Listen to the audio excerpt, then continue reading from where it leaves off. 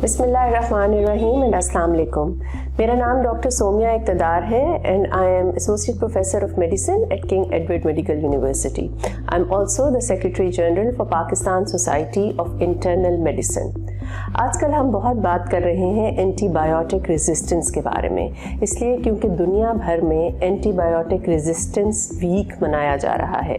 इस हफ्ते को मनाने का मकसद ये है कि हम लोगों में अवेयरनेस पैदा करें कि किस तरह हमने सही तरीके से एंटीबायोटिक्स और एंटीमाइक्रोबियल्स का इस्तेमाल करना है बीमारी से लड़ने के लिए, और इसके गलत और बेजा इस्तेमाल से क्या नुकसान हो सकते हैं। एंटीबायोटिक रेजिस्टेंस असल में ये है कि जब वो अद्वियात जो हमें बीमारी से बचाती हैं, जिनमें बैक्टीरिया के खिलाफ एंटीबायोटिक्स, फंगस के खिलाफ एंटीफंगल और वायरसेस के खिलाफ एंटीवायरल शामिल होती हैं, वो काम करना छोड़ देती हैं और हमें बीमारी से प्रोटेक्ट नहीं कर पाती। ये बहुत ही परेशान कुन सिचुएशन होती है जब इंसान को समझ नहीं आता कि अगर बीमारी के इलाज की चीज़ें ही कारआमद साबित नहीं हो रही तो उसका इलाज कैसे मुमकिन हो पाएगा। और ये बहुत तेज़ी से पिछले चंद सालों में बढ़ता हुआ नज़र आ रहा है। दुनिया भर में एंटीबायोटिक रेजिस्टेंस एक ग्रोइंग प्रॉब्लम है और 70% केसेस ऑफ एंटीबायोटिक रेजिस्टेंट एशियाई ममालिक में देखे जाते हैं, और इसकी बहुत सारी वजूहात हैं। मैं चाहती हूँ कि मैं अपने नाज़रीन को इन वजूहात से आगाह करूँ ताकि वो सही तौर पर एंटीबायोटिक्स का इस्तेमाल करें और एंटीबायोटिक रेजिस्टेंस को हम कम कर सकें। इसमें सबसे इम्पॉर्टेंट बात यह है कि बीमारी के जरासीम के मुताबिक एंटीबायोटिक्स का इस्तेमाल किया जाए। इसके दो तरीके हैं। बेहतरीन तरीका तो ये होता है कि जब आपको कोई इन्फेक्शन होती है तो उसको कल्चर करके देखा जाए कि किस किस्म के जरासीम हैं जो आपके ऊपर हमला किया है जिन्होंने, और उसके खिलाफ कौन सी अद्वियात मुअस्सर है, और उन अद्वियात को ही लिया जाए जो उस बैक्टीरिया के खिलाफ काम करती हैं। इसे हम कल्चर और सेंसिटिविटी का टेस्ट कहते हैं।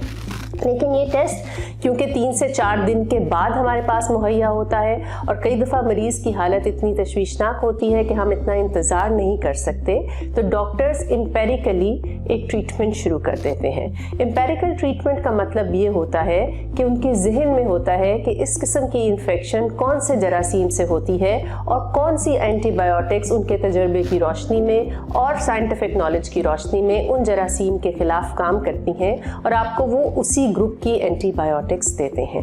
लेकिन आम फहम लोगों का तासुर ये है कि जब भी कोई बुखार, नज़ला, ज़ुकाम, पेट में दर्द की कैफियत हुई तो एक आध दिन ओवर द काउंटर कोई दर्द की दवाई या पेट दर्द की दवाई ली और ठीक नहीं हुआ तो ड्रग स्टोर से पूछकर या अपने किसी दोस्त से मशवरा कर या फ़ोन पे किसी से मशवरा करके कोई भी एंटीबायोटिक शुरू कर दी। ये बहुत ही नुकसानदेह है, इसलिए क्योंकि इससे जरासीम में रेजिस्टेंस पैदा होता है। एक, क्योंकि आपने उसकी इन्फेक्शन को जांच के उसके मुताबिक एंटीबायोटिक नहीं ली। फिर कुछ लोग एंटीबायोटिक का इस्तेमाल भी पूरा नहीं करते या उसकी डोज कम ले लेते हैं। बहुत सारे पेशेंट्स मेरे पास आते हैं और कहते हैं कि डॉक्टर साहब ये डोज तो बहुत हैवी है, या ये बहुत दवा तो गर्म है, हमें ज़रा हल्की दवा दे दें। देखें, जरासीम के मुकाबले में एंटीबायोटिक्स उस मिकदार में ही देनी होती हैं जिस पे वो जरासीम को काबू करके मार सकें। इसलिए एंटीबायोटिक्स की करेक्ट डोजेज देना बहुत इम्पॉर्टेंट है। इसके अलावा कुछ लोगों में ये भी एक काम होता है कि 2-3 दिन एंटीबायोटिक खाई और जब वो बेहतर महसूस होना शुरू हो गए तो कोर्स पूरा करने की बजाय जल्दी ही एंटीबायोटिक्स को बंद कर दिया। ये भी जरासीम में रेजिस्टेंस का बायस बनता है। ये तमाम वो गलत प्रैक्टिसेस हैं जो आहिस्ता आहिस्ता एक्यूमुलेट हो रही हैं हमारे सिस्टम में और एंटीबायोटिक्स के खिलाफ रेजिस्टेंस पैदा होता जा रहा है। तो मेरा आप तमाम लोगों को ये मशवरा है कि एक, डॉक्टर से मशवरे के बाद दवाई इस्तेमाल करें। अपना करेक्ट डायग्नोसिस, कल्चर और सेंसिटिविटी से ज़रूर कराएं। अगर आपको इन्फेक्शन है, जो दवाई आपको दी गई है उसे पूरी मिकदार में और पूरी मियाद के लिए लें, और ओवर द काउंटर लोगों के मशवरे और दोस्तों की और सुनी सुनाई बातों पर एंटीबायोटिक्स का बेजा इस्तेमाल ना करें। बहुत सारी इन्फेक्शंस होती हैं जिनमें एंटीबायोटिक्स की ज़रूरत नहीं होती और वो वायरसेस के जरिए होते हैं। उनमें एंटीबायोटिक्स का ना कोई अमल दखल है, बल्कि एंटीबायोटिक्स लेने से आप रेजिस्टेंट बैक्टीरिया को जन्म देते हैं, और फ्यूचर में जब आपको एंटीबायोटिक की ज़रूरत होती है तो वो एंटीबायोटिक्स आप पर काम नहीं करती।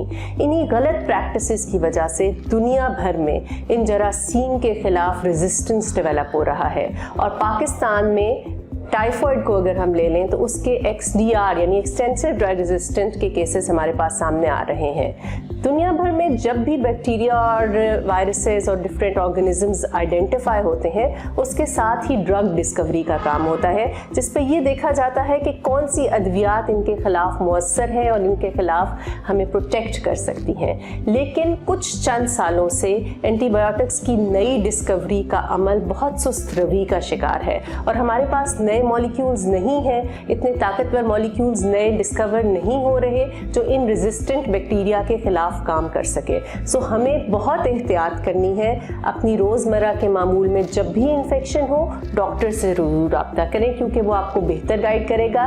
करेक्ट डोज और करेक्ट ड्यूरेशन के लिए एंटीबायोटिक का इस्तेमाल करें और ये तमाम इन्फॉर्मेशन और भी लोगों को पहुंचाएं ताकि किसी का फ़ायदा हो सके। Thank you.